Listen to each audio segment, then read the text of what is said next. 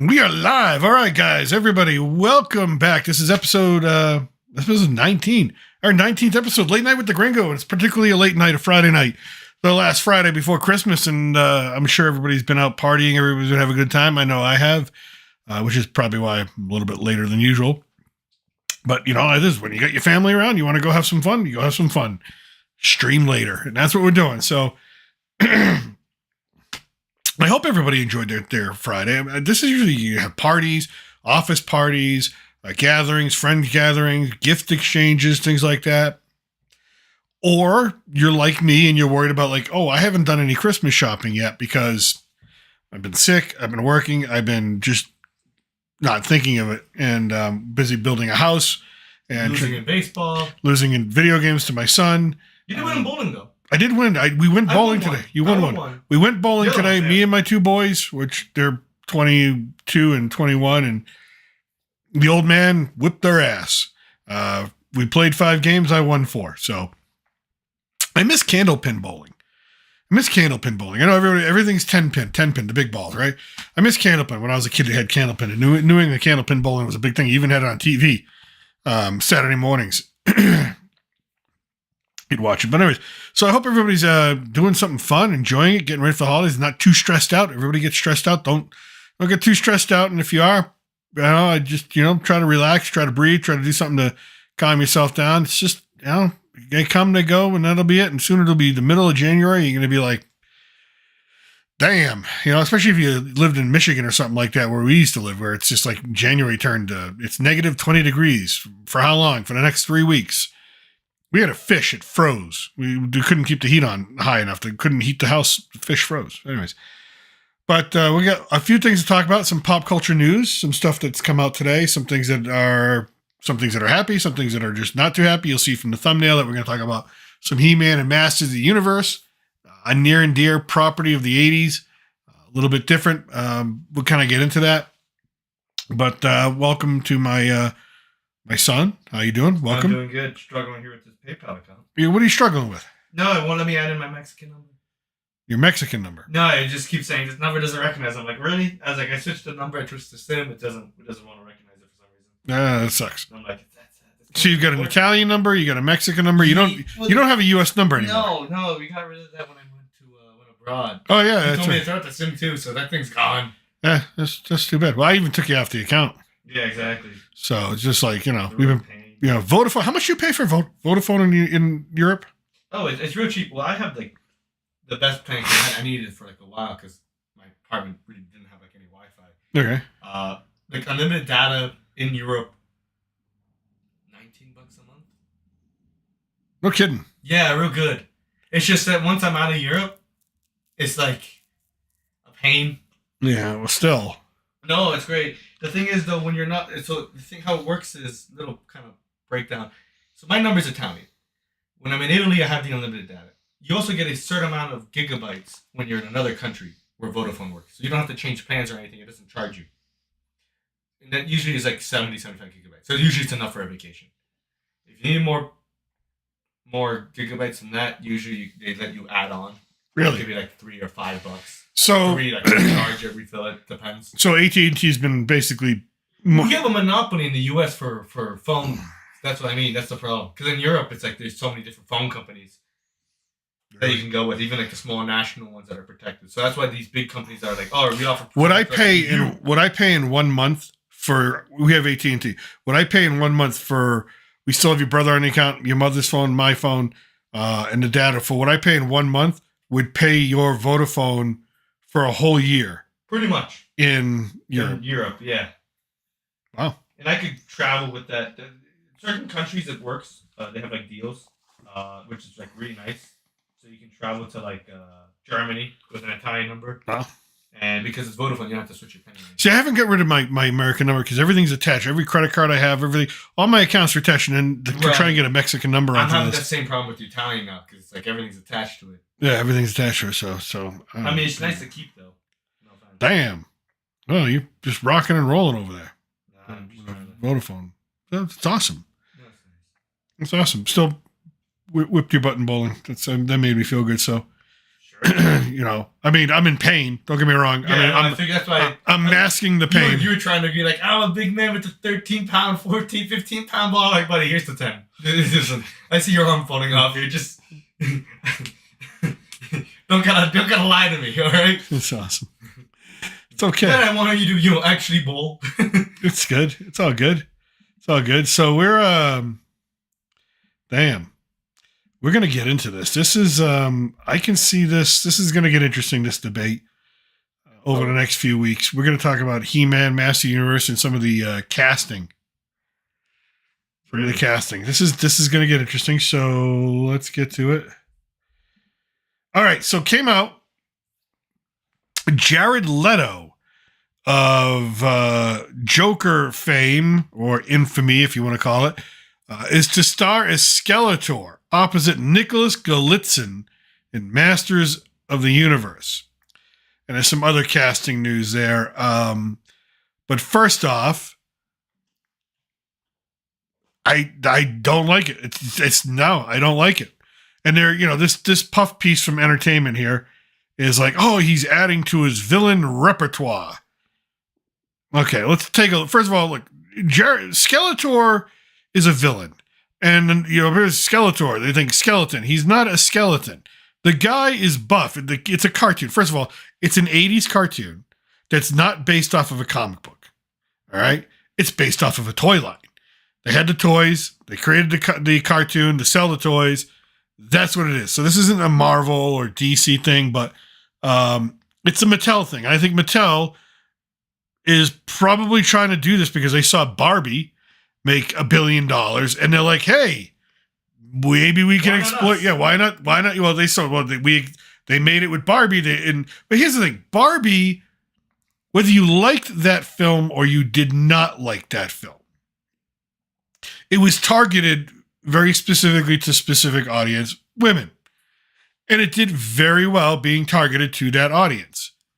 Okay, if you're going to make Masters of the Universe, you better target it towards males because it's just, that's what the IP is. All right. But it looks like they're not doing that.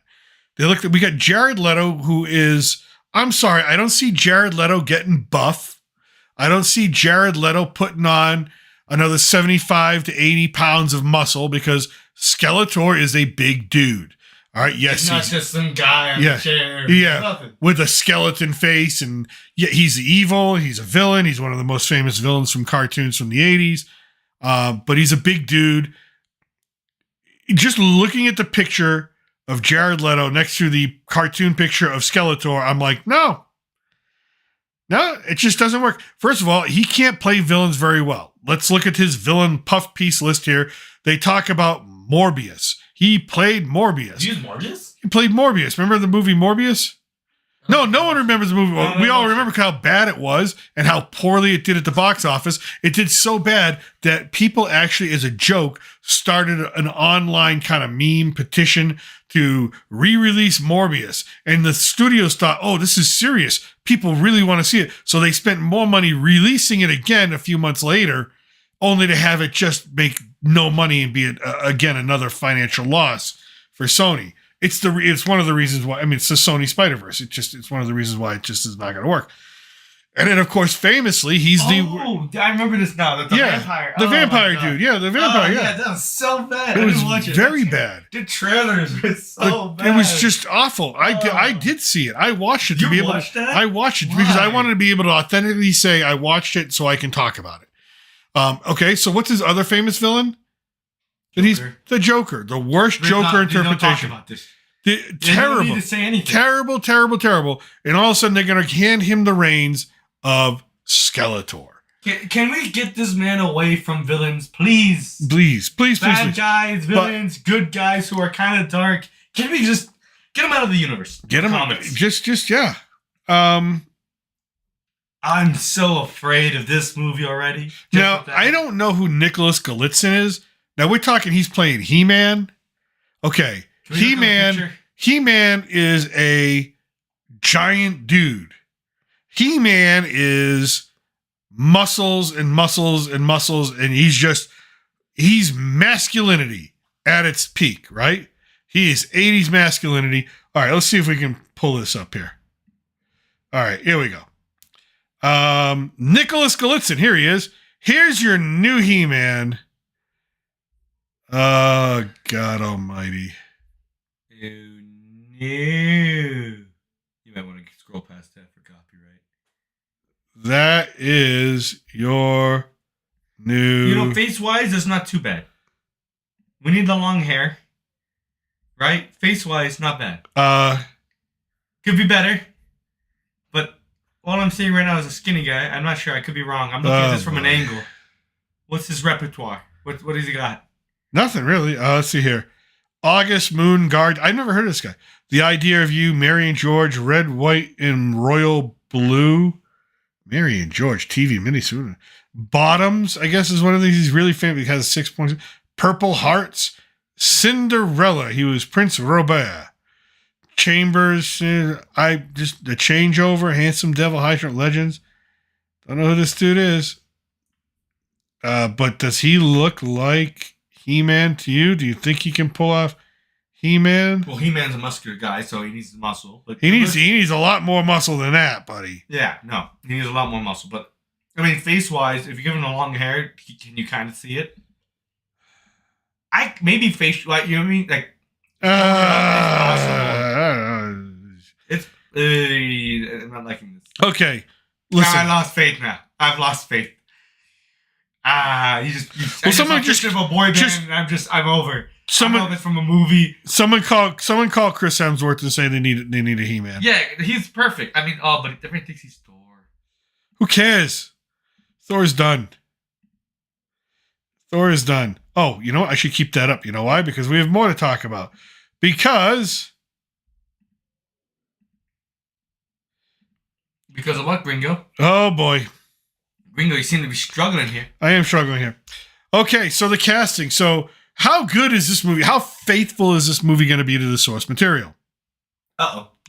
Well, okay. Evil Lynn will be played by Allison Brie. Okay, she fits that part. They can make her skin yellow and all that. And yeah, they could do that. That's fine. Allison Brie, good actress. Yeah. She was in that Netflix series about the Gorgeous Lady of Wrestling, which is an actual real thing in the 80s and the 90s. The Gorgeous Ladies of Wrestling.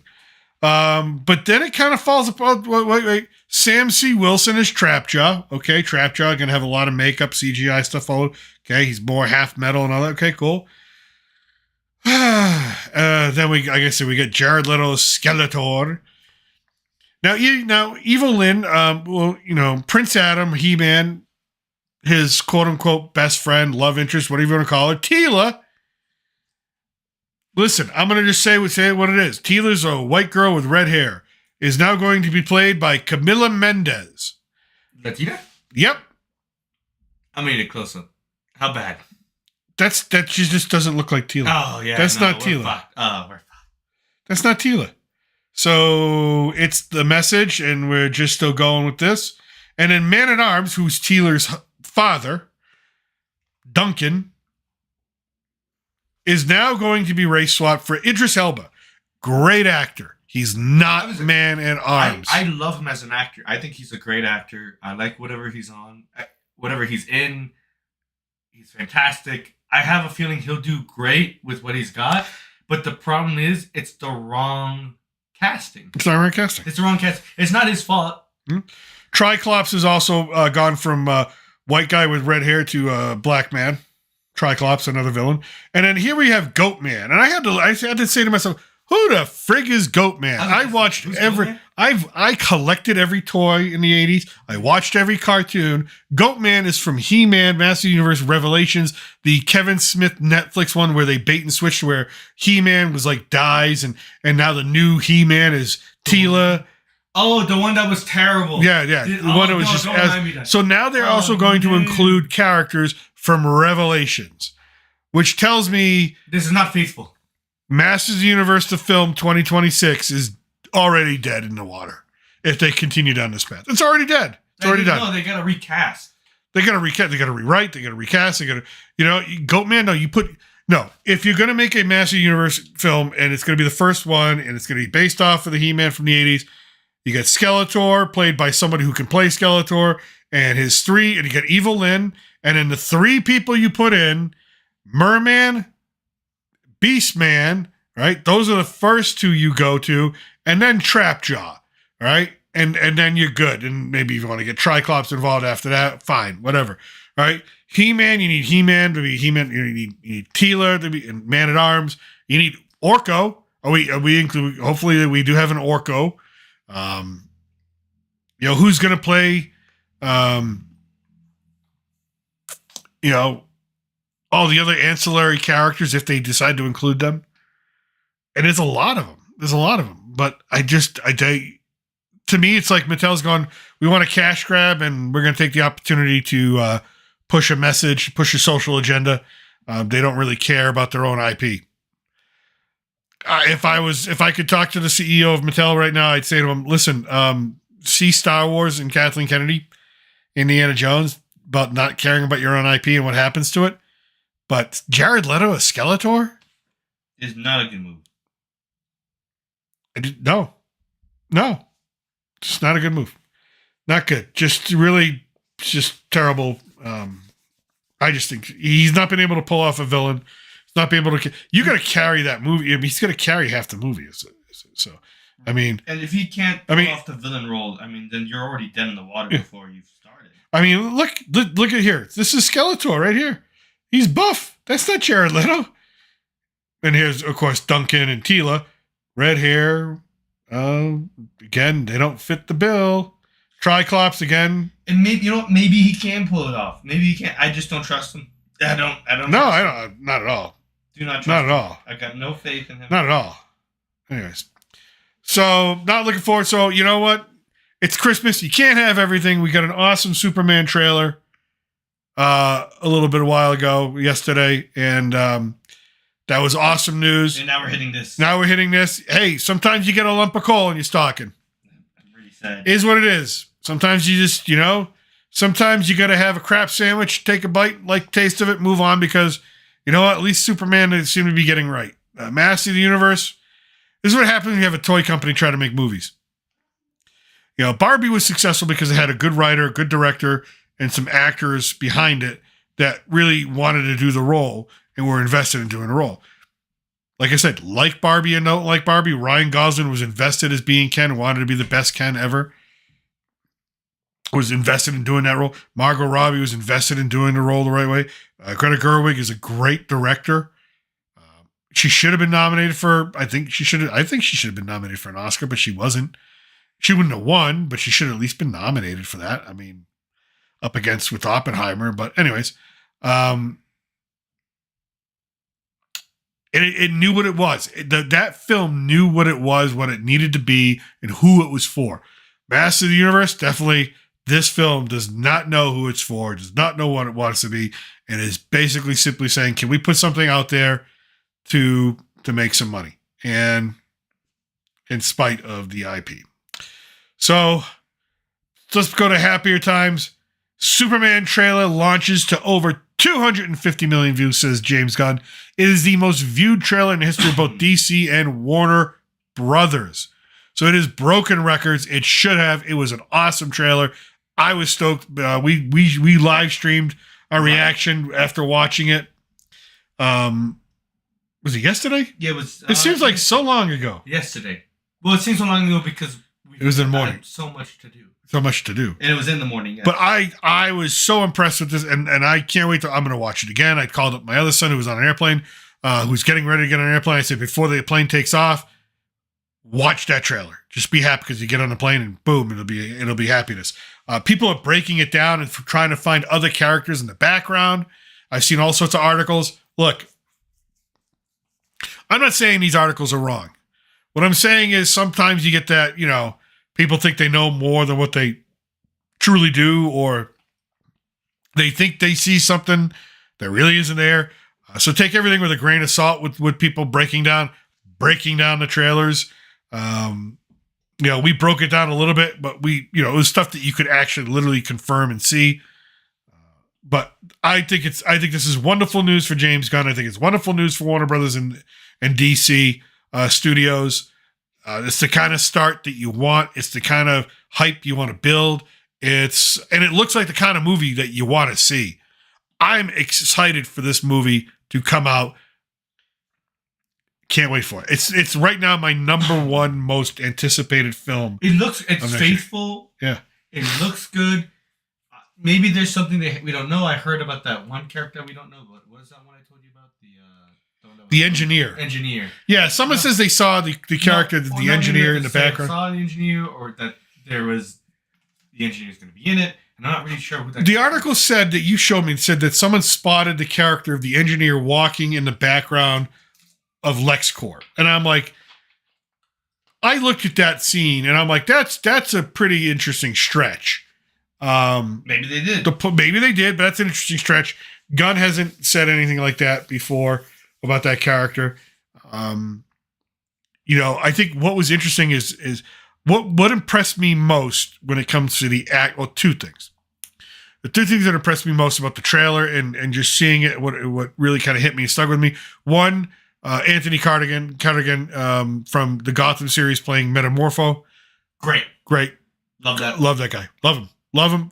I'm so glad to see him in another superhero role or comic book role. Of course, we all know him from Victor Zsasz as from Gotham. And then Nicholas Hoult he had that look of Lex Luthor from All-Star Superman,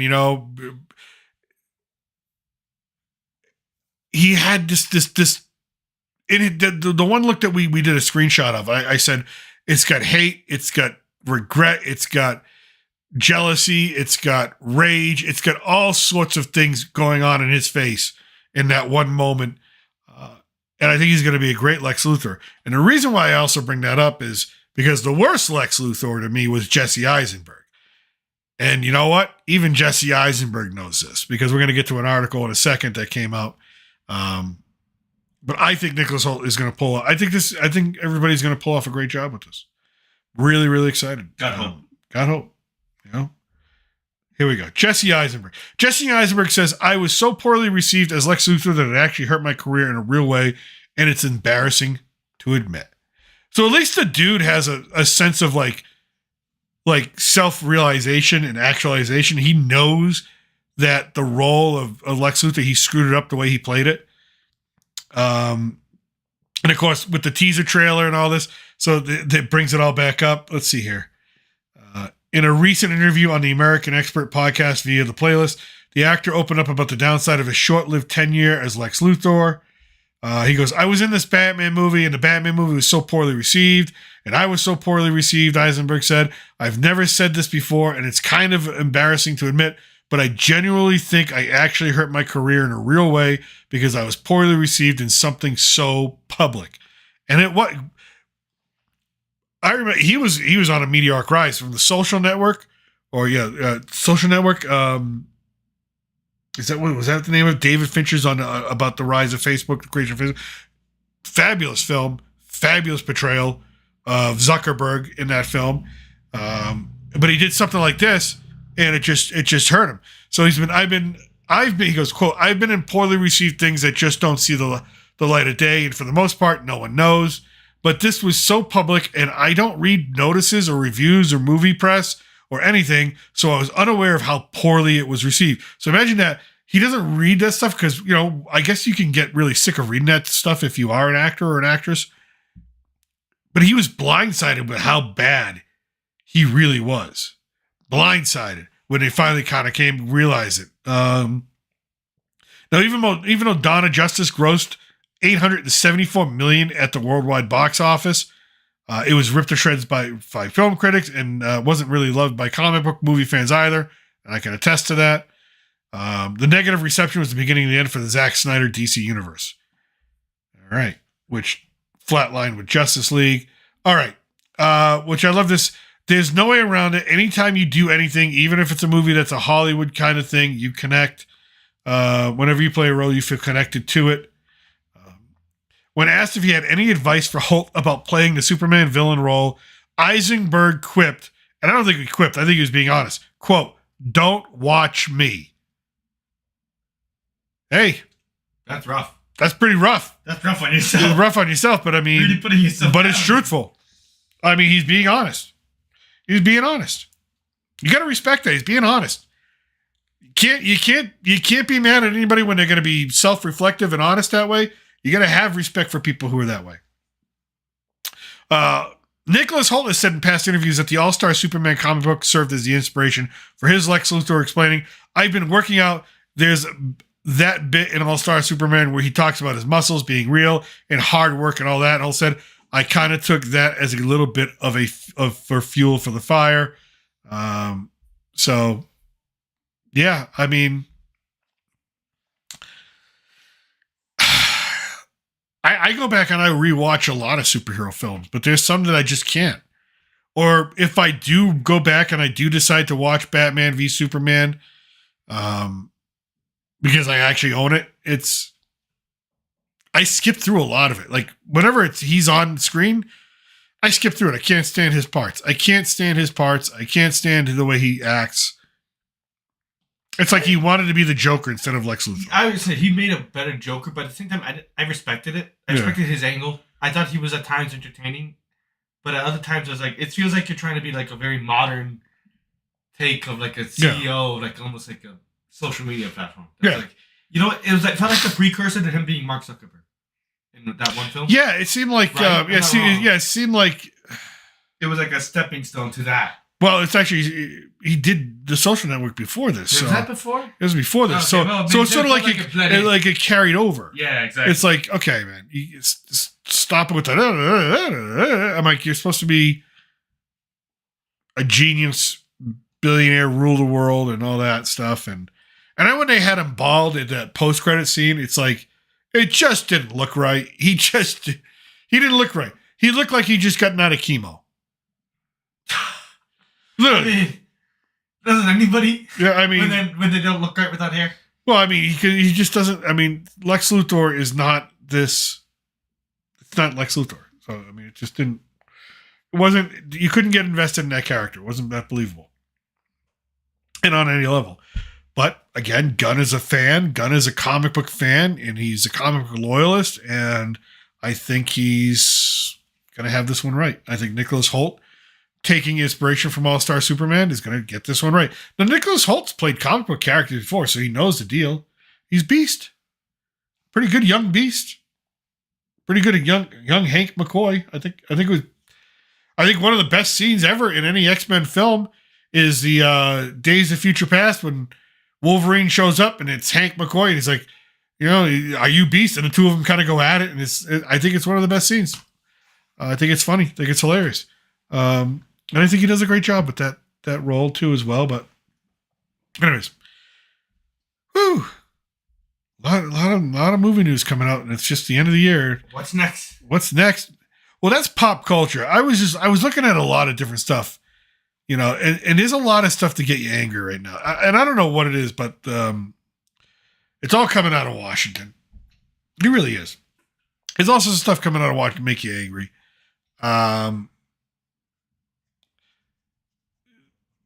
They still haven't been able to. I don't think yet they've passed the spending bills that will give money to these people who got hit by hurricanes 2-3 months ago. That still have nothing. And it's really angry because, you know, you think of the Christmas season, you think like, wow, by the grace of God, there goes I. But yet, the U.S. gives $20 billion to Ukraine funded by seized Russian assets. So wait a minute. There are American citizens who don't have a pot to piss in or a window to throw it out of, who are entitled to government help, to government funding, that have not yet received it in multiple states. Yet we're sending $20 billion over to this guy. And I don't care if it's from seized Russian assets and it's connected to the war. Seize the Russian assets and keep it for ourselves. I don't care. If we're going to seize assets, then give them, and we're going to go through that work, and we're going to do that. And we're going to disperse them on top of it. And we're going to disperse them. Let's disperse them to the people that need them. Because this guy Zelensky, he's got how many billions and billions? I mean, Jesus. Well, I almost want to say, listen, as someone who did live in Europe, I mean, I know the EU's giving money, but like nothing in comparison. There's now a fund set up, like a World Bank fund. I'll have to find that article at some point. Yeah, it's crazy. I mean, listen, I've been if Europe can afford a lot of free stuff for people that I've seen that we don't have in the US, I think they can afford to kick back a few more $1 billion than they actually have to Ukraine. It's their own continent, right? Nothing wrong with Ukraine. I think they're nice people. I've met a few of them. I have a friend. It's one of the most corrupt countries in the world, and it has been. It has been. I mean, even my friend, who is Ukrainian, name is Igor, barely speaks English. Great guy. Was actually on the front. Didn't have to shoot anybody, surprisingly.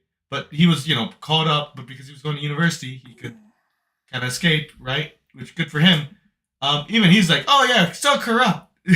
He'll tell you in the most broken Ukrainian accent about the corruption. It's great. Okay, it's funny. Here's some stuff, right? Ukraine war briefing. IMF approves $1.1 billion loan. World Bank approves a $2 billion loan, including new funds now from the new U.S. loan. So we're not only loaning. By the way, the loans we gave them, Biden was trying to forgive them. No. Yeah. No. Yeah, he was trying to forgive them. Forgive my student debt before you forgive, international. Well, Biden just forgave $4.2 billion more in student loan debt, but you got to be a public worker. You know what? Listen, I look at it this way. They're giving money away to people that are outside the borders and outside the country for ridiculous reasons. And it's just, I know the idea of student loan forgiveness chaps a lot of people's ass the wrong way. I'd rather forgive the loans of Americans than forgive the loans of anybody else or give anybody else money. Just America first. What can I say? So yeah, it's a little anger, with this whole thing that we can't get. For some reason, we need Congress to get together to pass all this money, but yet the White House can just arbitrarily send $20 billion. It's probably getting taken out of the Defense Department budget. I mean, they lose how much every year? They lose a lot. They can't even keep track of it. I feel like we should listen. Speaking of the IRS, speaking of money and losing it, we gave how much money to the IRS and gave them how much more power? Can we figure out where that money's going first? Can we pull an IRS? Trump's gonna. I think they actually curbed that. I think the Republicans actually did something with that curb. Actually, you know what I want to check out now is... I want to know where that money's going. No offense. Listen, I'm all for a big defense budget, right?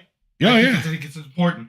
But if you're losing money and you don't know where it's going, that's a problem. Yeah. I think if you can't figure out where your money's going, you should lose that money the next year.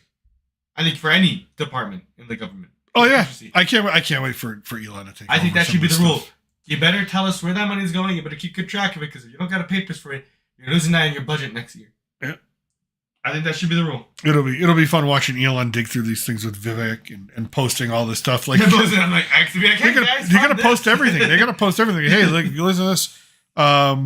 By the way, the reason why the government almost got shut down is because the spending bill that was rejected was the Democratic spending bill that was put forth was 1,547 pages long.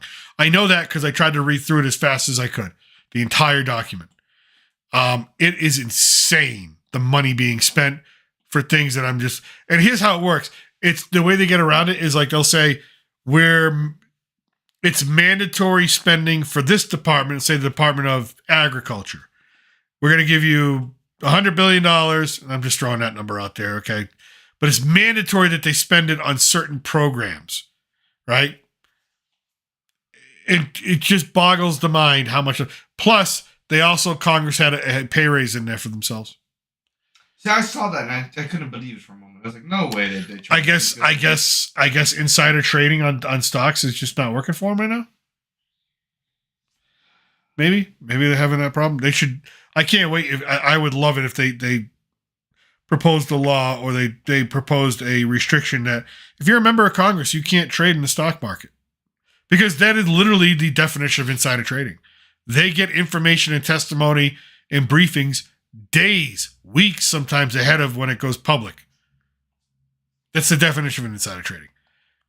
I mean, a Congress person only makes 174, maybe between 150 and 175,000 dollars a year. Okay, add in some more committee assignments, well, this, whatnot. Okay, maybe you can bump that up to 200. Maybe let's just say $225,000 a year. How the hell is Nancy Pelosi worth hundreds of millions of dollars? Insider trading. Inside a truck? I love it. Trading. I mean, I know her husband, Paul, is so brilliant that he's got a better return on investments than Warren Buffett. Which that's where I call bullshit. I'm like, guys, hold on, people. Granted, I'm sure maybe he actually has some talent. But not that much talent, let's be honest. Not that much talent, all right. And then I saw this article because I think, I'm getting ready to kind of maybe see if we want to travel again. Japan having a rough time right now. So we talk about money, but meanwhile, also one of our allies is falling apart. The Bank of Japan holds rates at 0.25%. Yen weakens to over 4-month low. $1 is now worth 156 yen. We should get on a vacation. But what a time to go to Japan. Live like kings. Right now. For a couple of weeks. Why not? Let's book that. I'm all for this. Dude, I'm actually nervous for Japan. I mean, China's having a little bit of the same problem. They keep actually the problem is actually with the China makes their own problem because they keep devaluing their currency. Not only do they keep devaluing, but they're trying to make more stuff. Yeah. But the thing is, there's no longer a market within their country for it, so they're trying to export it. But now no one wants to really buy that stuff. It's become like a weird like cycle that it's just trying to fight. Well, yeah, but it's honestly really weird. Dude, I could, and to be honest, I could care less about Japan. Japan, I care about. No, I do. They make cool stuff, and yeah, they make amazing things. They make cool electronics and stuff, and they got Pokemon. That's like all I care about. I mean, yeah, it's so. I mean, if you're thinking about going to Japan, this is a good time. I mean, your dollar will be stretched a lot. I mean, it'll go well. I mean, your brother had extra coins left over from his trip from Japan. He gave them to me. They don't feel like coins. They feel like they're hollow inside. Well, they have a hole in them. Well, they do, but they feel like they don't have like a nickel has some weight to well, it. that's the reason why is because they've always had like a currency where it's like in comparison like the dollar and euros and other currencies, you get so much, and that's because of inflation. And that's kind of actually due by their own population. Fun fact: so a lot of Japanese citizens, will hoard cash and like saves and like forget about it, and so because of this, forget about it. How do you forget? Well, sometimes they forget about it, and sometimes it's just like they don't ever take it out because they're afraid of the bank. Because that one crash they had in the 80s. Oh, yeah. They had so much fear from that, and also previously, before, from another economic crash in like early 1900s, that they hoard cash. And they refuse to spend it in case, something goes wrong with the banks. You can't get your money out. So in order to kind of counteract this, the Bank of Japan has to print out so much more currency so it can actually be in constant circulation. So it's always devalued. Just because of culturally. It was so bad after, Fukushima? Because of all the safes they kept finding in the water and that they couldn't retrieve. Like, if you go to that area and you go in the water and you pull out a safe, there's a good chance you pull out that safe and there's cash inside that people just left. Good luck going in that water. But people have gone magnet fishing and been like, I put out 3 saves, I got this much cash. Nice, let's go. Which is great for them, but the problem is that's why also on top of that... Radioactive Japanese yen. Devalued currency. I'm all about that. So, and then, I mean, so it's just a lot of money things going on in the world right now. It seems like they're trying to squeak it in at the end of the year. I hate that. What's going to get squeaked in by the end of the year, what they're trying to get through, what they're trying to get by. It just drives me nuts sometimes. It's just, there's so much crap, but it's the holidays. You try to focus. And that's the thing, people are not paying attention to a lot of stuff nowadays because it's the holidays, and people get so much more, and they should, right? They should enjoy their time. They should enjoy their time. Shouldn't have to worry about this. But yeah, I think with what I really do think they're trying to sabotage Trump's entry into office. I really do. They're trying to saddle him with all sorts of crap. They're trying to saddle him with all sorts of debt. They're trying to saddle him with all sorts of mandatory spending. They're trying to saddle him with all sorts of mandatory hires. that he doesn't want. He's really trying to. They're really trying to make his life. I thought they're going to be able to beat him on the hires. Wait, what hires? Like with certain positions or like the rules, right? Sure, they're trying to hire 1,200. The report in Political came out the other day. The Biden administration is trying to hire 1,200 permanent workers to go like in the different bureaus, whether it's the State Department or whether it's the Bureau of Agriculture, or the Library of Congress, whatever government federal function it's supposed to be. But these are bureaucrats, but they're for DEI to meet DEI regulations that Biden put in. Maybe I should start applying. Huh? So. Maybe I should start applying. But I think when you become a federal worker, there's unions involved and rules involved where it becomes almost impossible to get rid of you. I mean, most of these workers, they don't even go to work. They go to work once a week. They all work from home. They're all pissed off because because Trump's like, no, that remote work, that's done. No, everybody come back to the office, and they're pissed. I mean, I don't mind working in the office. I prefer working in the office. I mean, when I'm at home, I'll try to be lazy, to be honest. It's not just that, but when we had to work from home, right?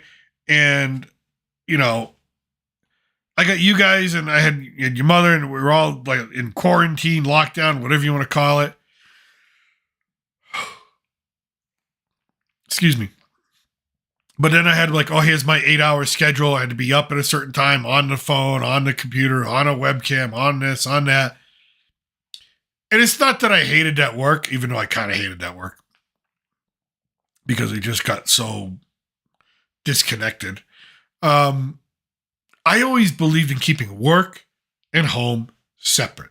I don't want work that's why in the house that we're building, it's going to be an office, and that's for the studio.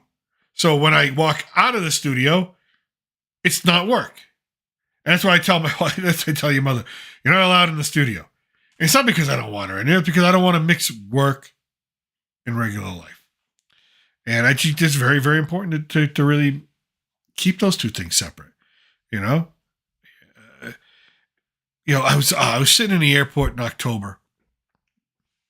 September of October. 7 years ago. Yeah. And this kid from Mexico City had to be only 17 years old. Sat down at the table, at the stool right next to me.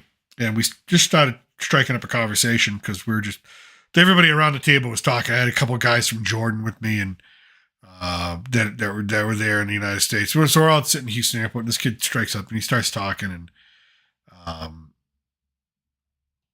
he starts asking me for all this advice on work and life, and it was just okay, I don't mind talking to him about it. I was like, listen, this is my experience. He's like, but I also told him, I said, listen. He said, what's the most important thing I should know about? He goes, what's the most important thing that you would want someone to know about, balancing work and life? And I said to him, after 50 years being on this planet and after working in corporate America and working in retail America and working in the educational system, I would tell him the most important thing is this. There's this thing that I always got told, especially in Apple, a little bit in Target, but especially in Apple, that everybody you work with, you should be their friend. They're your friend. They're not just your coworker. They're your friend. No.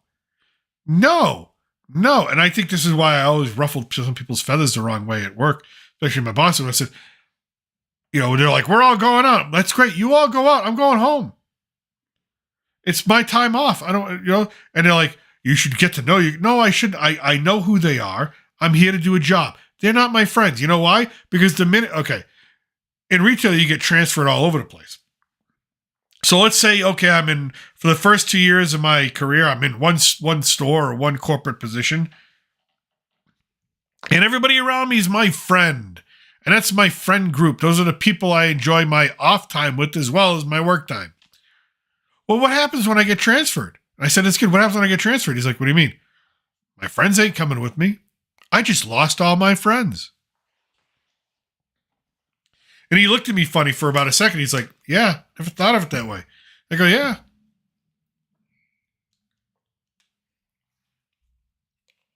I'm going to go sometime.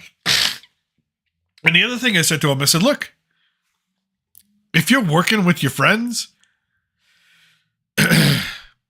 Then you want them to succeed. Yes, I want my coworkers to succeed, but I want to succeed. I want to be the guy that gets the promotion. I want to be the guy that wins. I'm not there. I'm there to earn money for my family, not for their family. So that you start mixing these things, these lines get blurred, I said to him. You know, and but yeah, your coworkers are not your friends. You know, I left, and that's the thing though. In Apple, he's like, they're your friends. Yes, and they were my best friends. That's where they were, right? Well, what happened? I left Apple. I don't have friends. You know, it's like you lose all your friends. I think that's kind of the point as well, though. Think about it. In a way. What? Gives you more reason to stay. Yeah, it's all a trap. Yeah, so I said to him, you know, and he started asking me all sorts of other questions about all sorts of other stuff. And, but yeah, I mean, you want to go out and have a holiday party, you want to have that type of stuff and whatnot, that's fine, but they're not your, no, you need, and that's the thing with remote work. I don't want to mix. I don't like, and that's why I don't like calling this. This to me is not work. Like getting on, talking, you know, it's not work. It's enjoyable. It's not, I mean, Grueling. Yeah, it's not grueling. But hell, we got demonetized anyway, so. Well, that's not our fault. That's, need a pin. Need a pin. Need a pin. Need a Don't got pin. it. Don't got it. Never got sent in the mail. Maybe it did. Maybe it's gone. Maybe it's gone. Who knows? Hopefully So, it did. you know, we didn't start this to do. We do this for fun. This is fun. So this isn't really a job. So you know, but the whole remote work thing, working from home, I just, you know, I'd be sitting at the dining room table and I'd have to get everything cleaned up. So then, when it was time to eat dinner, we're eating dinner there, and I'm like, I was always, and my computer's always with me, and my phone's always there, and my work phone's always there. It's like, when did work stop? It never stopped. I'm like, no. I just always want to come. So the whole idea. So the federal government, I hope they bring them all back and make them all work in the office, because it's just not a healthy thing. It really isn't. People think it is, but it really isn't. It's actually not. Mentally, it's not. Socially, it's not.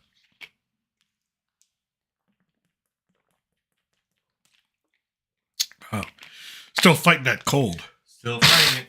Still me here taking care of you.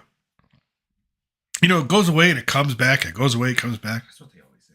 Well, the doctor here, we have a doctor listening. He says there's a virus going around the whole area, and everybody's got it. And it's like, you got it, and I'm like, and I look at him and go, virus? You mean, you know, the big C word? You know? And because your mother's sick too. She's like, I can't taste nothing. I'm like, oh boy. Oh God. I'm like, we know what that is.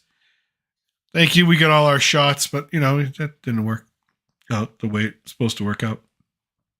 So, but I'm glad we're all getting better, and we're gonna have some fun. We're gonna do our Christmas shop this weekend. So we're gonna check in this weekend as well. We'll be doing some live streaming, some video game streaming, and I'm really glad. Just I'm sorry we got on so late, but it's the holidays, and I got family, and just like you, hey, take the time to spend it having fun and enjoying it. Enjoy your family, because We're not here for a long time. Fun time, maybe. you go around once. You go around once. Believe me.